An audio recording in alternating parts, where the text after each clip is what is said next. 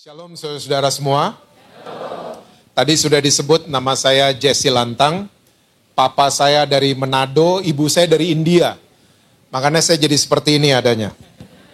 Istri saya 1, anak saya 2. Yang pertama sudah sarjana hubungan internasional. Dan yang kedua sudah bekerja di dunia entertainment sebagai pemain film. Dan saya pun masih bekerja saudara. Pekerjaan saya nggak jauh dari dapur, kompor, dan oven. Dan lewat pekerjaan saya, Tuhan mengirim banyak orang untuk saya bisa layani mereka. Dan kebanyakan yang dikirim sama Tuhan adalah orang yang aneh-aneh dalam tanda kutip. Kalau saudara pengen tahu aneh-anehnya mereka seperti apa, mereka ada yang gay lah, ada yang lesbian lah, ada yang keluarganya berantakan lah, dan lain sebagainya. Tapi saya melihat satu hal, ternyata Tuhan Yesus yang kita sembah adalah Tuhan Yesus yang punya fokus sama masa depan seseorang. Dia nggak peduli serusak apapun masa lalu seseorang, Tuhan Yesus kita selalu paling mahir memulihkan. Amin, saudara. Saya rasa itu cukup perkenalan dari saya. Saya minta saudara jangan tegang, santai aja, karena saya memang begini mukanya. Nggak ada salahnya kalau saudara kasih tepuk tangan buat worship leader, singers, dan para musicians. Nirvana sih lewat lah sama mereka ya. Kita lihat Alkitab kita bersama dalam kitab Yohanes pasal yang kedua. Ayatnya yang ke-13 sampai dengan ayatnya yang ke-17. Kalau saudara senang judul khotbah saya hari ini adalah Grace Orientation. Jadi orientasi ini punya pengertian membantu saudara dan saya untuk mengambil keputusan. Ya, orientasi kalau saudara pernah nginep di kamar hotel, itu kalau saudara tutup kamar saudara, ada dot merah tulisannya you are here. Nah itu orientasi. Kita jadi tahu mengambil keputusan buka kamar, lift belok mana, kita tahu. Ya, pintu darurat kemana, kita langsung tahu. Karena kita melihat ada orientasi. Di mall-mall juga banyak, ada directory. Ya, sekarang touchscreen kayak di warteg. Ya, kita bisa tahu lantai 1 ada toko sepatu, lantai 2 ada toko bakmi dan lain sebagainya. Itu akan membantu kita mengambil keputusan. Jadi orientasi itu bukan pemaksaan, tapi membantu saudara dan saya untuk mengambil keputusan. Nah, kita akan bahas ini bersama-sama. Kita melihat Yohanes 2:13, itu judul perikop di atasnya adalah Yesus menyucikan bait Allah. Ketika hari raya Paskah orang Yahudi sudah dekat, Yesus berangkat ke Yerusalem. Dalam bait suci didapatinya pedagang-pedagang lembu, kambing domba, dan merpati, dan penukar-penukar uang duduk di situ. Ia membuat cambuk dari tali lalu mengusir mereka semua dari bait suci dengan semua kambing domba dan lembu mereka. Uang penukar-penukar dihamburkannya ke tanah dan meja-meja mereka dibalikannya. Kepada pedagang-pedagang merpati ia berkata, ambil semuanya ini dari sini, jangan kamu membuat rumah Bapakku menjadi tempat berjualan. Maka teringatlah murid-muridnya bahwa ada tertulis, cinta untuk rumahmu menghanguskan aku. Saya percaya semua saudara sudah tahu cerita ini. Karena ini adalah salah satu cerita yang cukup terkenal dari Alkitab saudara dan saya. Bahwa sekali-kalinya Yesus marah, itu di cerita ini. Dan marahnya ini gak main-main. Ya, he was so pissed off that day. Karena apa saya bisa bilang begini? Karena dia marahnya main fisik. Gak cuman verbal. Ya, di ayat 15 tadi dibilang yang bikin cambuknya Yesus sendiri. Yang jungkir balikin meja, itu Yesus sendiri. Yesus gak suruh Petrus, bikinin cambuk. Enggak. Yesus gak suruh Yohanes, tolong jungkir balikin meja, enggak. Tapi semuanya dia bikin sendiri. Ini membuktikan bahwa hari itu dia marahnya luar biasa. Dan dia marahnya itu kepada pedagang-pedagang. Aneh ini. Karena pertanyaannya begini. Petrus nyangkal Yesus. Nyangkal tuh dosa yang parah loh saudara. Saudara tahu nyangkal? Saudara ke reuni SMA, saudara sama istri saudara, ditanya sama teman-teman SMA, itu siapa? Kenalin adik gue. Nah itu nyangkal. Ya. So nyangkal tuh parah banget. Tapi ternyata Petrus gak dicambuk sama Yesus kan? Petrus gak dicambuk. Yudas berkhianat. Yudas dibanting-banting sama Yesus? Enggak. Siapa yang paling nyebelin? Ahli Taurat sama orang Farisi. Mereka kalau bertanya, sifat mereka bertanya, motivasi mereka bertanya, selalu pengen menjatuhkan Yesus. Ahli Taurat sama orang Farisi. Tapi ahli Taurat sama orang Farisi gak pernah diginiin sama Yesus. Ya, sampai dicambuk, sampai dijungkir balikin, gak pernah sama sekali. Nah pertanyaannya sekali lagi, kenapa Yesus bisa segini marah sama pedagang-pedagang? Saya percaya semua saudara sudah tahu bahwa pedagang di mana-mana punya dua mentalitas. Mentalitas pedagang yang pertama adalah untung buat saya mana? Betul apa betul? Tidak ada pedagang yang cari rugi, nggak ada. Ada proyek rugi, I'm on it dong, saya ikut dong di proyek itu. Nggak ada pedagang kayak gitu. Semua pedagang selalu mau cari untung. Nah, dalam sistem perdagangan, it's very okay to do that. Nggak apa-apa banget. Tapi kalau mental seperti ini dibawa masuk ke tubuh Kristus, ini yang bahaya. Hubungan kita sama Tuhan akhirnya adalah hubungan yang bukan dengan penuh kasih, tapi hubungan kita sama Tuhan adalah hubungan perdagangan. Untung dan rugi. Di Bethesda nggak ada.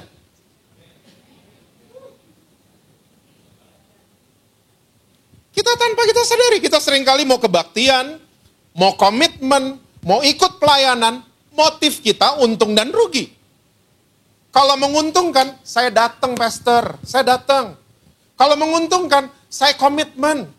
Kalau menguntungkan, saya akan beri lebih banyak. Kalau menguntungkan, rumah saya pakai buat komsel. Kalau menguntungkan, kalau rugi gimana? Teman-temannya Daniel, Sadrak, Mesak, dan Abednego. Ya, di Daniel 3 saudara bisa baca.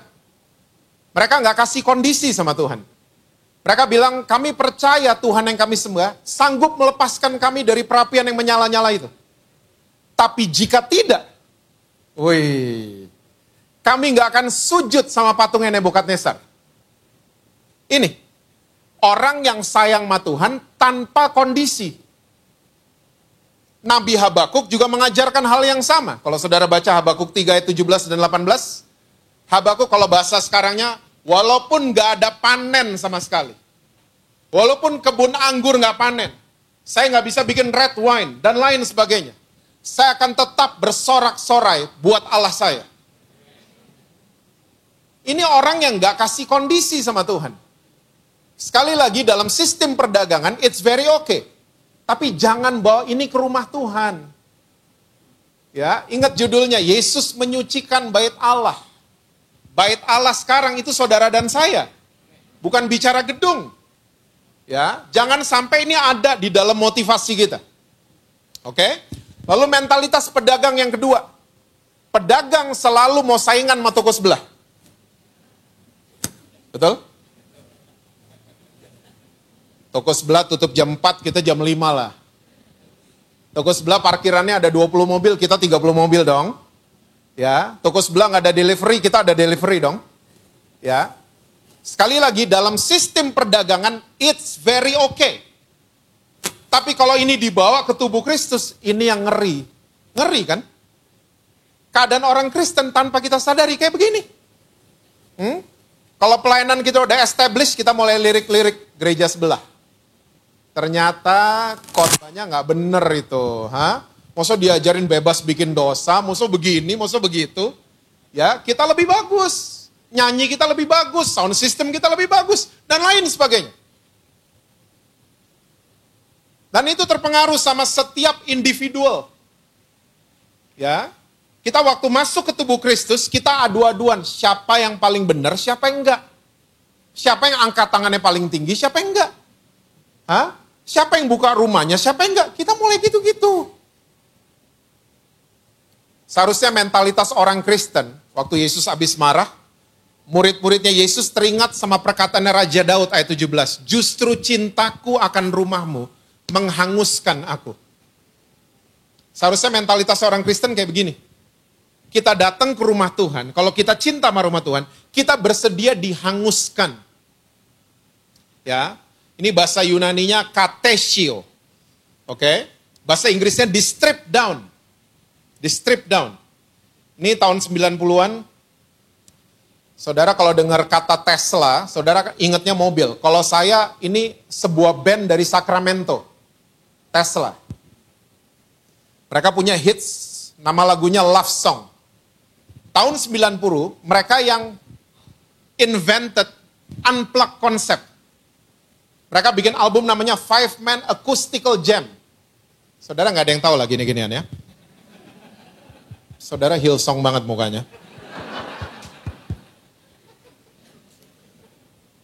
Mereka yang bikin duluan.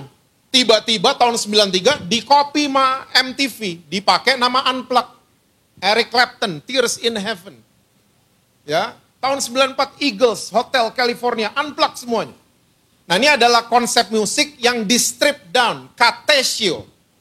Ya, dilucuti semuanya. Nah kita kalau cinta sama rumah Tuhan seharusnya kita begini.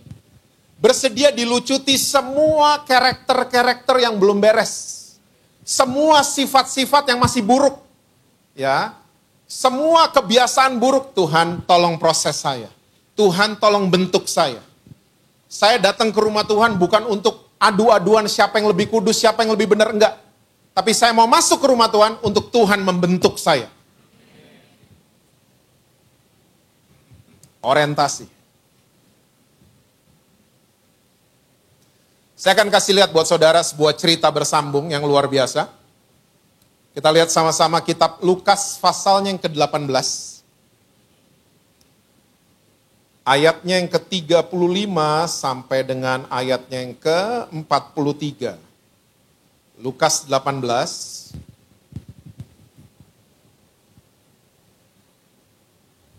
Itu judul perikop di atasnya, Yesus menyembuhkan seorang buta dekat Yeriko. Ayat 35 sampai 43. Waktu Yesus hampir tiba di Yeriko, ada seorang buta yang duduk di pinggir jalan dan mengemis. Waktu orang itu mendengar orang banyak lewat, ia bertanya, apa itu? Kata orang kepadanya, Yesus orang Nazaret lewat. Lalu ia berseru, Yesus anak Daud, kasihanilah aku. Maka mereka yang berjalan di depan menegur dia supaya ia diam. Namun semakin keras ia berseru, anak Daud, kasihanilah aku. Lalu Yesus berhenti dan menyuruh membawa orang itu kepadanya. Dan ketika ia telah berada di dekatnya, Yesus bertanya kepadanya, apa yang kau kehendaki supaya aku perbuat bagimu? Jawab orang itu, Tuhan, supaya aku dapat melihat. Lalu kata Yesus kepadanya, melihatlah engkau, imanmu telah menyelamatkan engkau. Dan seketika itu juga melihatlah ia, lalu mengikuti dia sambil memuliakan Allah. Seluruh rakyat melihat hal itu dan memuji-muji Allah. Ini juga cerita yang cukup terkenal dari Alkitab saudara dan saya. Dicatat juga di Injil Markus 10. Ya, ayat 46 dan seterusnya, saudara bisa baca. Dan di Injil Markus, pengemis yang buta ini ada namanya, ditulis sama Markus. Namanya Bartimeus. Papanya namanya Timeus. Oke? Tapi yang gak ditulis oleh Markus dan Lukas adalah, orang ini sebenarnya terkena kusta. Gak ditulis. Cuman ditulisnya dia pengemis buta. Gitu aja. Tapi lewat bukti-bukti yang ada, lewat banyak literatur dan banyak tafsiran, orang ini terkena kusta. Karena apa? Dia tinggal yang pertama di pinggir kota. Orang zaman dulu kalau terkena kusta, dia nggak boleh tinggal di Kelapa Gading, nggak boleh. Mesti minggir. Nanti kamu nularin, minggir. Nggak boleh tinggal di Kelapa Gading. Kita zaman ini pinggiran kota besar, perumahan ya. BSD, Bintaro, ya, dan lain sebagainya. Kota besar zaman dulu, pinggirannya cuma tembok, bukan perumahan. Ya, jadi orang ini mesti menyingkir ke pinggir kota dan dia harus pakai dress code. Dress code-nya namanya adalah jubah. Jubahnya unik, mesti lewatin jari tangan, jari kaki, dan ada hoodie-nya. Hoodie zaman sekarang cuma mata kan? Hoodie pengemis zaman dulu, lewatin dagu. Jadi bukti ini, banyak bukti bahwa dia terkena kusta. Ini adalah dress code-nya orang yang terkena kusta. Oke, pakai jubah supaya nggak nularin yang lain. Nah, hari itu waktu Yesus lewat di pinggir kota Yeriko. Dia mulai berseru, kata Alkitab, Yesus anak Daud, kasihanilah aku. Yesus tercuri perhatiannya, Yesus suruh murid-muridnya panggil dia. Sampai dia di depan Yesus, Yesus bertanya pertanyaan yang mahal. Yesus bertanya gini, apa yang kamu kehendaki aku perbuat bagi kamu? Wih, ini pertanyaan mahal kan? Saudara baru bangun, kucek-kucek mata, ada Yesus di kamar. Terus Yesus nanya, apa yang kamu kehendaki aku perbuat bagi kamu? Kira-kira saudara jawab apa? Hah? Wah, kesempatan nih. Hah? Tuhan bikinin Indomie 2 dong pakai telur. Nggak penting kayaknya jawab gitu ya. Pertanyaannya mahal kok. Hah? Bartimeus, semua yang hina ada di orang ini. Dia pengemis, dia homeless, dia kusta, dia blind, dia buta. Semua yang hina ada di orang itu. Tapi waktu dia ditanya pertanyaan yang mahal, dia menjawab juga dengan jawaban yang mahal. Dia nggak bilang Tuhan minta ontak 10 atas nama saya semua. Dia nggak bilang gitu. Dia cuma bilang, Tuhan, aku pengen melihat. Yesus sembuhkan dia. So, cerita ini adalah cerita yang amazing. Tapi siang hari ini saya pengen saudara-saudara di Bethesda, kita melihat cerita ini dari angle yang berbeda. Yuk lihat lagi ayat yang ke-36. Karena kita lagi bahas orientasi. Ayat 36. Waktu orang itu mendengar orang banyak lewat, ia bertanya, apa itu? Tanpa kita sadari sebagai orang-orang Kristen yang sudah cukup lama, pendekatan kita sama Tuhan Yesus adalah pendekatan yang namanya apa itu. Dan pertanyaan apa itu selalu menjurus kepada pemberian-pemberian dan barang-barang. Apa itu? Tanpa kita sadari, mentalitas kita adalah mentalitas pengemis dalam kita ikut Tuhan. Kerjaannya cuma minta-minta. Di Bethesda nggak ada, di gereja lain. Kita cuma jago minta-minta. Ya, sama kayak tadi, mental pedagang, untung dan rugi pendekatan kita. Mental kita cuma ngemis, cuma minta-minta. Padahal kita punya segalanya loh.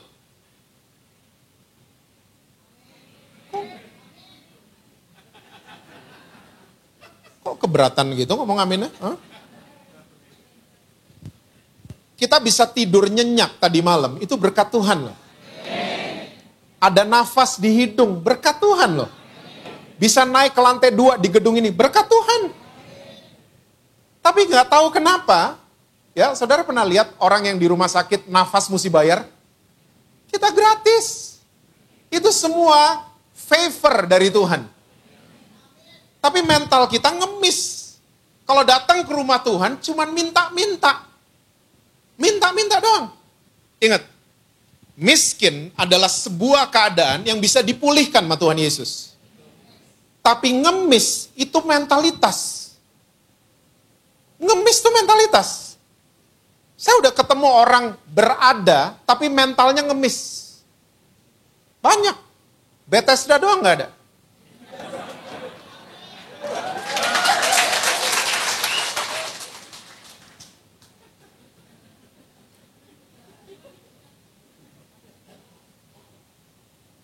Apa itu?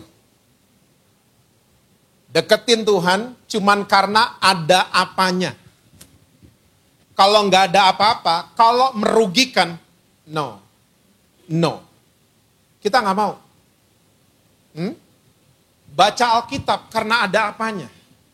Mau doa pagi karena ada apanya. Semua mental kita seringkali ngemis dalam kita deketin Tuhan Yesus. Nah, sekarang kita lihat cerita lanjutannya. Lukas 19, ini persis di sebelahnya. Ayat 1 sampai 10. Judul perikop di atasnya, Sakeus. Tadi Yesus di pinggir Yeriko ya. Sekarang Yesus masuk nih ke kota Yeriko. Ayat 1 sampai 10.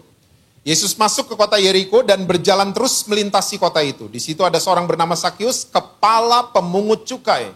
Dan ia seorang yang kaya. Ia berusaha untuk melihat orang apakah Yesus itu. Tapi ia tidak berhasil karena orang banyak sebab badannya pendek. Maka berlarilah ia mendahului orang banyak lalu memanjat pohon ara untuk melihat Yesus yang akan lewat di situ. Ketika Yesus sampai ke tempat itu, ia melihat ke atas dan berkata, Sakeus, segeralah turun sebab hari ini aku harus menumpang di rumahmu. Lalu Sakeus segera turun dan menerima Yesus dengan sukacita. Tapi semua orang yang melihat hal itu bersungut-sungut katanya, ia menumpang di rumah orang berdosa. Tapi Sakeus berdiri dan berkata kepada Tuhan, Tuhan, setengah dari milikku akan kuberikan kepada orang miskin. Dan sekiranya ada sesuatu yang kuperas dari seseorang, akan kukembalikan 4 kali lipat. Kata Yesus kepadanya, hari ini telah terjadi keselamatan kepada rumah ini, karena orang ini pun anak Abraham. Sebab anak manusia datang untuk mencari dan menyelamatkan yang hilang. Jadi Yesus masuk di kota Yeriko. For your info, penduduk kota Yeriko punya kebiasaan. Kalau ada orang terkenal mau lewat, mereka keluar rumah. Ya. Dan ini momen yang lagi rame sekali. Dan orang-orang Yeriko kalau punya anak-anak kecil, mereka kan bawa ke luar rumah, mereka taruh di atas pohon. Anak-anak kecil mereka. Untuk bisa melihat orang viral ini mau lewat. Ya. Nah, Yesus ternyata viral hari itu. Ya, jadi waktu Yesus lewat, semua pengen lihat dia. Nah, tiba-tiba ada kepala pemungut cukai. The chief. Dia kepalanya pemungut cukai. Dan Alkitab juga katakan, dia kaya. Jadi dia chiefnya. Tapi saudara mesti tahu, pemungut cukai itu dibenci sama orang Yahudi. Mereka orang Yahudi. Dibilang kan, dia keturunan Abraham, dia anak Abraham. Ya, dia dibenci sama orang Yahudi, dibenci sama bangsanya. Kenapa? Karena dia bekerja untuk penjajah. Pemungut cukai. Dia peras orang Yahudi, disetor ke Kaisar Romawi. Yahudi lagi dijajah sama Romawi. Indonesia pernah ada. Belanda pernah bikin tentara namanya Tentara Hindia Belanda. Ya, bahasa Belandanya Tentara Kenil. Ya, pusatnya di Bandung. Berhasil tuh. Ya, mereka rekrut orang Indonesia. Ya, di Pulau Jawa ada 13.000 orang Indonesia join Tentara Kenil. Di Maluku ada 5.000, Manado ada 4.000, salah satunya opa saya. Opa saya Kenil. Kalau papa cerita dulu dia dibenci sama tetangga-tetangganya. Kenapa? Karena mau collab sama penjajah. Ya, mau kerjasama dengan penjajah. Dibenci sama tetangganya. Nah sama, pemungut cukai dibenci sama orang-orang Yahudi. Dia kaya. Hari itu, waktu Yesus lewat, dia kena desek-desekan, dia nggak bisa lewat karena ukuran badan. Dia terhalang sama orang-orang segede Jesse Lantang mungkin. Ya, dia nggak bisa lewat. Ya, coba lihat lagi ayat yang ketiga, coba. Ia berusaha untuk melihat orang apakah Yesus itu. Kalau saudara lihat terjemahan Alkitab bahasa Inggris, who he was. Present tense-nya, who he is. Bahasa Indonesianya, siapa itu. Tadi pengemis nanyanya, apa itu. Sakius nanyanya, siapa itu. Sakius deketin Yesus. Dia mau tahu pribadinya itu seperti apa. Sakius, beda sama pengemis tadi. Dia pengen tahu siapa Yesus itu. Sakius. Dan saudara mesti tahu, orang yang berusaha cari Tuhan, Tuhan selalu tahu. Jadi jangan pernah stop cari Tuhan Yesus. Dia selalu tahu. Karena Tuhan Yesus punya nature mencari kita yang nyasar.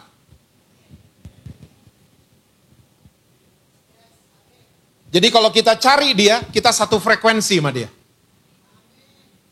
Masih roaming kayaknya. Saudara pernah melakukan aktivitas pencarian? Pernah lah, ya. Biasanya di 2 tempat, supermarket sama restoran. Betul? Ya, kita kalau masuk ke supermarket, semua merek shampoo banyak di situ. Tapi kita akan pilih yang relate sama kita, yang cocok sama kita. Yang satu frekuensi sama rambut kita. Kita beli itu. Di restoran juga sama. Buku menu dikasih, suruh scan kalau sekarang. Banyak banget. Kita akan pilih makanan yang cocok sama kita. Ya, bukan makanan yang tidak cocok sama kita. Nah sama. Ya, Tuhan Yesus selalu satu frekuensi sama anak-anaknya yang cari dia. Makanya jangan stop cari Tuhan Yesus. Even though saudara kepleset jatuh dalam dosa, jangan cari yang lain. Cari Tuhan Yesus. Dia selalu pengen peluk saudara. Itu Tuhan Yesus. Siang hari ini kita harus belajar dari Grab driver. Supir Grab, kalau telepon saudara, ada dua alasan. Yang pertama, dia udah nyampe, atau yang kedua, dia nyasar. Betul nggak? Saudara kayaknya musik rock nggak tahu, Grab nggak tahu. Hah? Saudara tahu apa ya? Hah? I am kidding. Ya, supir Grab kalau nyasar, dia akan bilang gini, Pak, ini udah sesuai titik. Tapi notes yang saya terima, rumah Bapak pagarnya putih, saya depannya pagar merah. Apa pelajaran yang kita bisa ambil? Supir Grab selalu mau sesuai titik.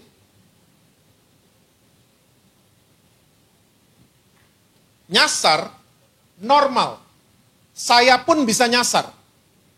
Tapi seringkali kita orang Kristen, udah nyasar, nggak mau balik ke sesuai titik. Nyasar aja terus pura-pura. Pura-pura oke, pura-pura bener, ya, pura-pura kudus, dan lain sebagainya. Padahal lagi nyasar. Sekali lagi nyasar, itu bisa terjadi sama siapapun. Tapi balik dong sesuai titik. Hah? Kalau frustrasi telepon, Tuhan Sherlock aja.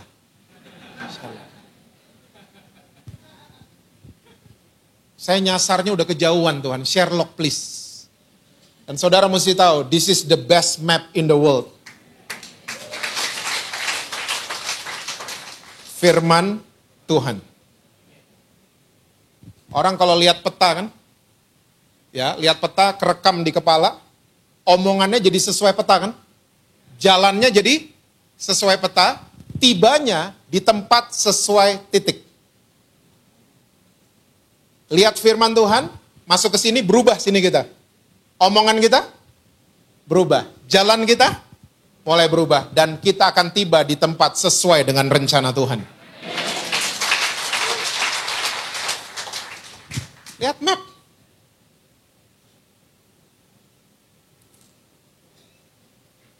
Yesus samperin pohonnya Sakyus. Saudara jangan ngebayangin ceritanya Sakyus kayak di buku sekolah minggu ya. Ya, pohonnya cuma satu, ada Sakyus, ada Yesus. Enggak, ini lagi rame. Ini rame banget loh. Karena Yesus tahu ada yang berusaha cari dia. Didatengin pohonnya. Dan itu spotnya anak-anak. Ya, di atas pohon. Didatengin, Sakyus turun. Sebab hari ini aku harus doa semalam suntuk di rumahmu. Saya mau KKR di rumahmu. Bahasa aslinya, saya mau nginep di rumah kamu. Wih. Sakyus turun, dia terima Yesus dengan sukacita. Ya, biasa, kasih karunia selalu bikin skandal kan. Orang-orang di situ gak suka.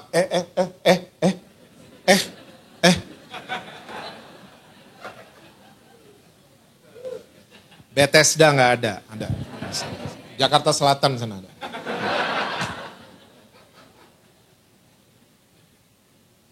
Yesus sampai rumah Sakyus, Sakyus berdiri. Sakyus mesti banyak berdiri saudara, because of his size. Ya, dia berdiri dan dia made announcement.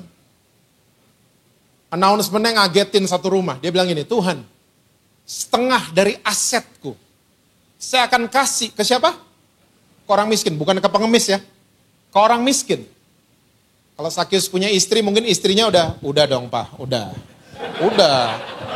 Setengah udah habis, udah. Masih koma ternyata. Dan kalau aku pernah peras orang lain, saya akan kembalikan 4 kali lipat. Wow. Lihat. Orang kalau ketemu sama pribadinya Yesus, malah dia yang mau memberi. Hah? Bukan dia jadi pengemis, bukan. Bukan, Sakyus percaya hari itu, when I have Jesus, I have everything. Orientasi pengemis selalu beda kan? Ya, when I have everything, saya mau komit, saya mau rajin, baru begitu. Sakyus, dia berubah. Makanya komentarnya Yesus, salvation just came to this house. Dan seterusnya, dan seterusnya. 3 poin, saya mau bahas buat saudara dengan cepat. Dari ceritanya Sakyus. Sakyus orientasinya berubah. Dari keuntungan jasmani ke keuntungan rohani. Hukum Taurat dari Keluaran 20. Selalu mengejar keuntungan jasmani. Masih roaming. Semua ayat-ayat dari Keluaran 20 sampai Ulangan pasal yang terakhir, semua begitu ayat-ayatnya. Jika, semua pakai syarat. Jika engkau mendengar dan melakukan, engkau dapat ini, dapat itu. Semua mainannya tanah loh zaman dulu. Kalau engkau mendengar dan melakukan, dapat gunung. Ngeri loh mainannya. Dapat tanah di situ. Dapat bukit itu. Dan ini kebawa sama orang-orang Kristen sampai hari ini. Hah? Kita deketin Tuhan demi mengejar keuntungan jasmani. Dan tanpa kita sadari kita mulai sama-samain Yesus sama Gunung Kawi. Orang ke Gunung Kawi, motivasinya apa?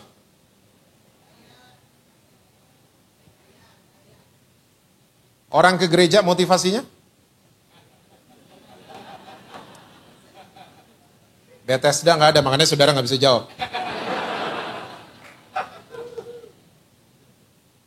Kita cuman beda lambangnya, kita salib, Gunung Kawi, pohon. Bedanya itu doang. Tapi motif orang-orangnya sama semua. Pengen ngeruk keuntungan jasmani. Enggak, dibalik dong. Kejarlah keuntungan rohani. Jasmani will follow. Yesus sudah bilang kan, carilah dahulu kerajaan Allah dan kebenaran, maka semua akan ditambahkan buat kamu. Ini udah resep kehidupan. Kejar keuntungan rohani dulu. Ya, hanguskan saya Tuhan. Bereskan karakter saya. Proses saya dulu. Nanti semua yang jasmani akan mengikuti. Tambahan, ingat baik-baik. Tambahan bahasa lainnya adalah bonus. Oke? Beli mobil, dapat payung. Payung itu bonus. Yang dibawa ke bengkel, mobilnya, bukan payungnya. Seringkali banyak orang Kristen, kalau bonus datang, salah fokus. Fokus kita jadi ke bonus. Apa saja bonus dari Tuhan, tetap fokuskan orientasi kita pada keuntungan rohani.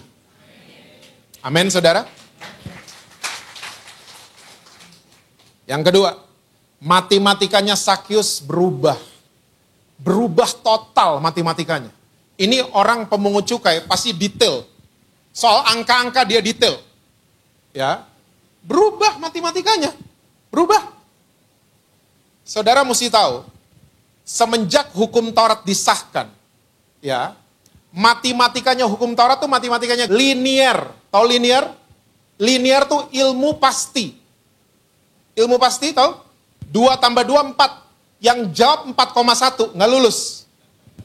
Karena dia udah pasti 4 jawabannya. Tanggal ulang tahun kita, itu linear. Kalau tanggal ulang tahun kita di KTP, SIM, pasport beda-beda, masalah kita kemana-mana. Karena dia harus pasti tanggal ulang tahun. Dan matematikanya hukum Taurat, itu linear. Ya, baik disayang Tuhan, jahat dihukum. That's it. Dan itu kebawa ke orang-orang Kristen sampai hari ini. Kebawa semuanya.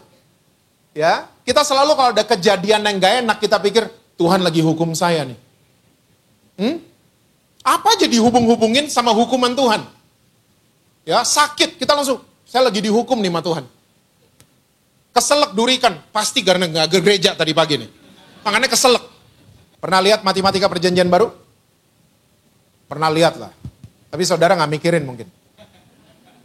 5 tambah 2 sama dengan 5.000 surplus 12.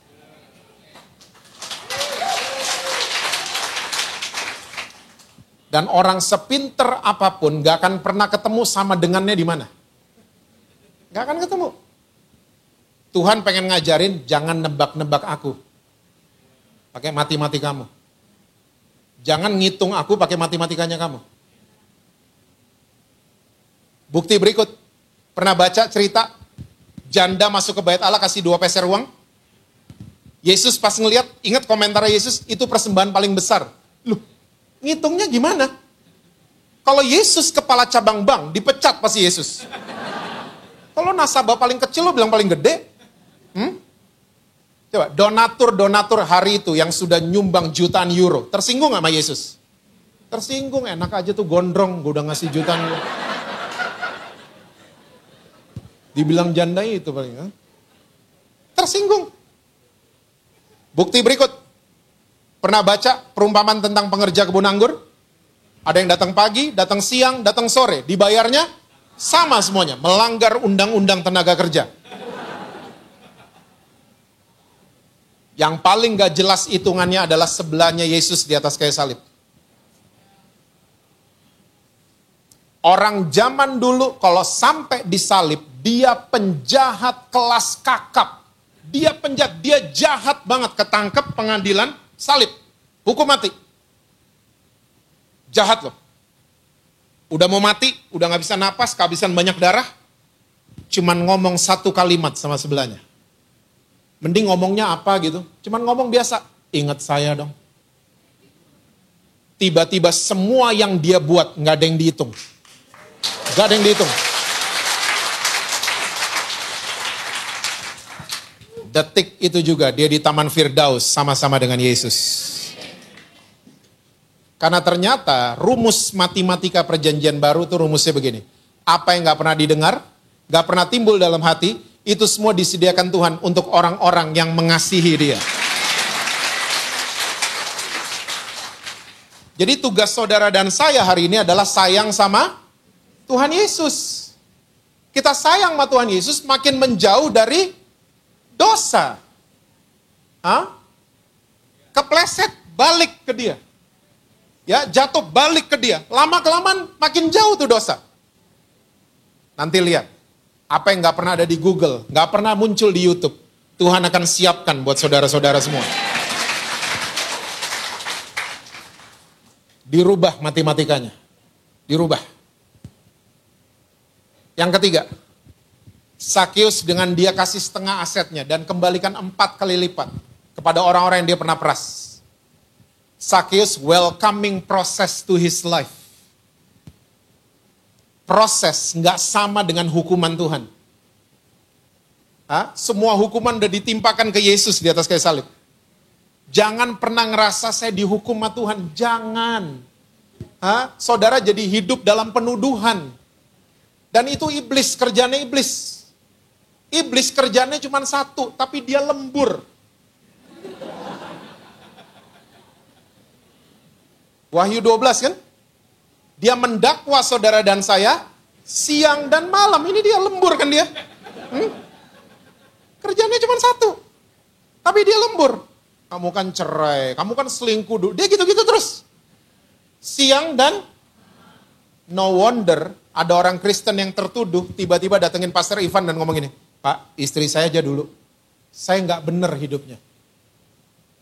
Pernah dengar orang Kristen ngomong gitu? Atau sering ngomong kayak gitu? Saya belum bener. Saya belum bener. Iblis tepuk tangan, tertuduh kamu. Tuhan gak pernah hukum saudara. Tuhan mau memproses saudara. Supaya apa? Kita makin serupa dengan Kristus. Bukan serupa dengan dunia. Itu tujuan proses. Makanya kalau diproses sama Tuhan, mengucap syukurlah. Wah, berat nih amennya. Kalau ada proses, berarti saudara mau naik kelas. Saudara amin, tapi matanya gak terima, amin. Jangan dong. Kalau ada proses, dosen selalu diem. Karena lagi ujian. Di mana-mana, sekolah manapun, kalau lagi ujian, dosen diem di depan.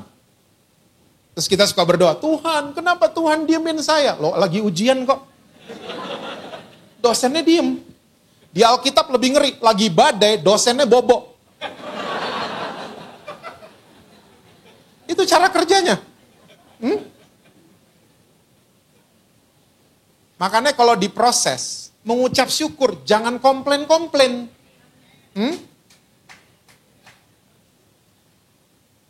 Kalau diproses, saudara berarti mau naik kelas, karena itu ujian. Ingat ya, Tuhan kasih ujian, iblis kasih cobaan.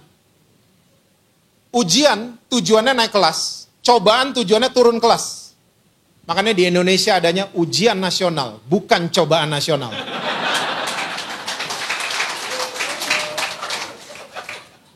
Jadi kalau ujian, mengucap syukur. Berarti saya mau naik kelas. Masih nggak terima kayaknya saudara ya. Hah? Karena apa? Seringkali kita nggak terima. Hukum Taurat mengajarkan yang instan. Instan. Ya kan? Cerita-cerita di sana. Ya, bertobat sekian detik, langsung dapat ini, langsung dapat itu. Tuhan Yesus nggak mainan gitu lagi. Karena instan merugikan penggunanya. Saking sayangnya dia tahu kita akan rugi. Makanya dia nggak kasih instan. Hah? Mie goreng instan, merugikan penggunanya. Makan mie goreng instan tiap hari, godek tuh perut lama-lama. Acara-acara idol, pernah nonton?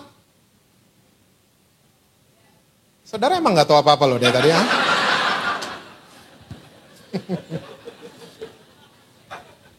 Idol.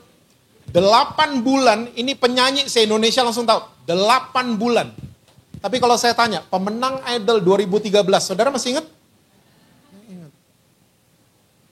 Kalau saya tanya The Beatles, saudara ingat? Nah, Led Zeppelin, ingat? Oh, nggak tahu ya. Mereka band-band tahun 60-an, 70-an. Kalau mau rekaman suara burung, masuk ke hutan beneran. Bawa mikrofon, mau suara air ke sungai beneran, bawa mikrofon. Mereka tahu diproses kayak gimana. Rekaman masih analog. Ya, salah ulang dari mula. Saya pernah dengar audionya The Beatles. Lagi rekaman. John Lennon bilang, take 51. Lalu, udah take ke 51. Ya, mereka cara rekamannya kayak gitu. Makanya sekarang mereka jadi legend. Yang instant, lupa orang-orang. Makanya mendingan naikin doanya Paulus dibanding doa Yabes. Nggak ngembang-ngembang loh, beneran. Hah? Tuhan kembangin aku ke kanan ke kiri, yang ada badan doang ngembang. Terus kita frustrasi karena kita nggak ngembang-ngembang. Frustrasi ya sama Tuhan. Hah? Karena cuma minta-minta kita akhirnya kan. Makanya doanya Paulus coba dihafalin.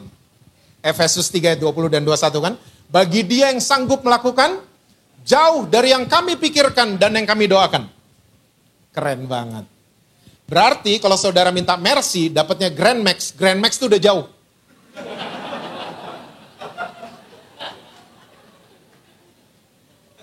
Gimana tadi doanya gimana? Bagi dia yang sanggup melakukan jauh dari yang kami pikirkan dan yang kami doakan. Yang kita pikirkan dan doakan mercy kan? Tiba-tiba dapatnya Grand Max. Berarti Grand Max sudah jauh. Nah gitu kalau terjemahin firman Tuhan. Kita maunya, berarti saya minta 1 dapat 2. Enak aja, nggak gitu.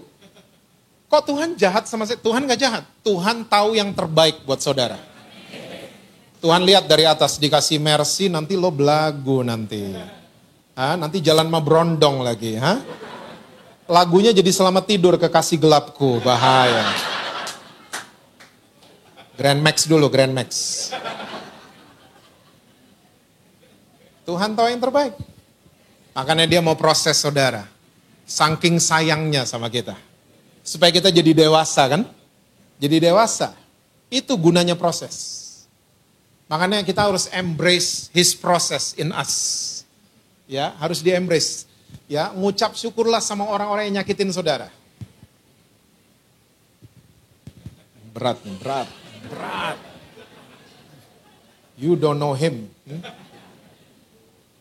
Orang yang nyakitin kita diizinkan sama Tuhan supaya kita stronger than before. Iya kan? Tuhan izinkan kita dibohongin supaya kita jadi lebih pinter dari sebelumnya. Kalau nggak pernah dibohongin, blow on terus kan? Makanya untung pernah dibohongin. Makanya mengucap syukurlah dengan semua yang sudah terjadi.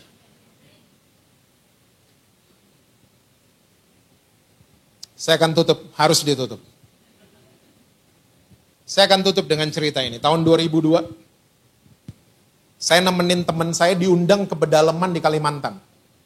Ya, itu dari Samarinda naik perahu 3 jam, turun, saya pikir udah nyampe, pindah lagi perahu yang lebih kecil, 3 jam lagi ke dalam.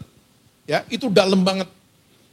Dan waktu sampai di gereja yang undang teman saya masuk di gedung gerejanya, saya agak-agak kaget. Karena ada pajangan salib, sebelahnya foto Presiden B.J. Habibie, 2002. Saya dalam hati gini, lupa ganti kali mereka ya. Karena sibuk jemputin orang. Ya, saya seneng banget deket anak-anak band. Saya berasa kayak vokalisnya gitu.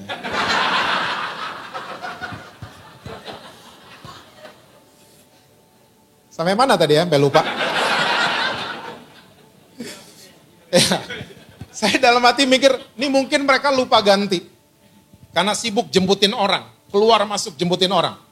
Nah, malamnya waktu kebaktian, teman saya sampein firman Tuhan. Selesai firman Tuhan, Pak Gembalanya doa syafaat. Waktu dia doa syafaat, dengan yakinnya dia berdoa, Tuhan kami memberkati presiden kami, Bapak B.J. Habibie. Saya dalam hati, ini gak tahu bener ini. Selesai kebaktian, teman saya ini memberanikan diri kasih tahu Pak Gembala. Dia minta maaf, Pak, maaf ya Pak, kita mesti kasih tahu sesuatu. Oh boleh dong, apa kasih tahu? Maaf Pak, maaf. Presiden Indonesia udah ganti. Saya timpalin, iya Pak, udah 2 kali ganti. Gus Dur dulu, sekarang udah Megawati Pak.